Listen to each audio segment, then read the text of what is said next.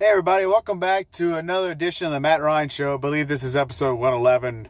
We've lost track for a little while, considered we've been on hiatus for a few months, but we're back this week. Ryan, of course, is at work, so he'll give you his opinion later on, but this is our LSU baseball preview show, and the Tigers this year, they're going to have to replace a lot of starters. 8 of the 9 regular starting positions at the time of the regionals in the College World Series are gone. The only full-time returning starter is Jake Fraley, who will take over center field this year. And semi-starter and Kramer Robertson will be back. He'll be manning second base for the most part of the year. Although for opening night, it'll be interesting because the true freshman, Trey Dawson, who is penciled in to play shortstop right now, he is out with an apparent injury. And it'll be interesting to see, at least for opening night, if Robertson moves back to shortstop, which he's played a little bit before, or will we see more of the newcomers come in. We got guys like Reed and Freeman who are both battling it out for third base right now. And so we'll see what happens with that for sure. And then, for the most part, it seems like LSU's roster is made up of either incoming freshmen or juniors from either JUCO. Not too many seniors, only 2, and not many sophomores either. Although one of them will be Greg Dykman, who was a big recruit last year, played sparingly after getting injured in the spring ball, but he'll be penciled in to start at first base this year and probably has more pop than most of the guys on the team, but we'll see if he can translate it onto the field as opposed to just in practice.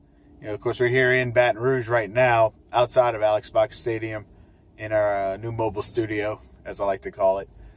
But the Tigers, though, on the flip side, do return most of the starting pitching, including number 1 and number 2, Alex Lange and Jared Poche, who actually will be starting the opener tonight, but Lange will be your Friday night starter for the most part of the year, especially in SEC play.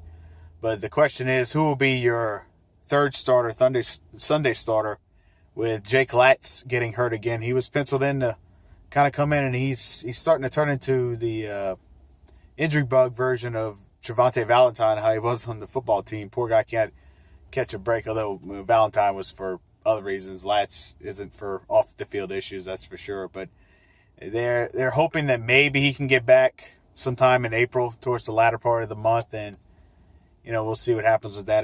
Maybe he can come out of the bullpen and be an impact, sort of like Chad Jones did back in the national title year run when he was finishing up with spring practice. But the Tigers open up, though, with the Cincinnati Bearcats tonight.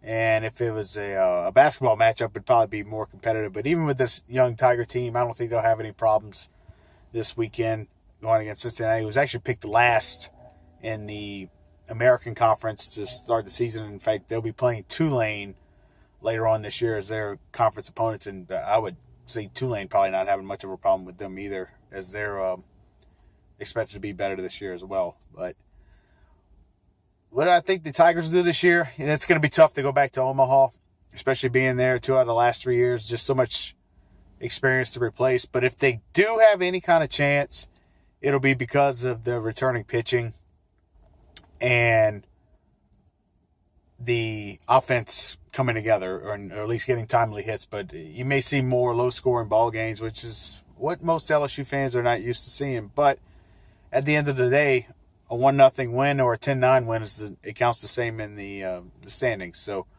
we'll see what the Tigers can do this year. I think they'll at least be an NCAA tournament team again this year, but I don't know if we'll see them maybe hosting a regional or a super regional like usual. And in the SEC, I see them being somewhere around 500, maybe a slightly winning record. They do have some of the tougher opponents at home this year in Vanderbilt, and I believe, I want to say Arkansas is at home as well. So, but they do still have to play Florida this year, who I believe is preseason pick to win it all. I want to say they return a lot of their lineup, but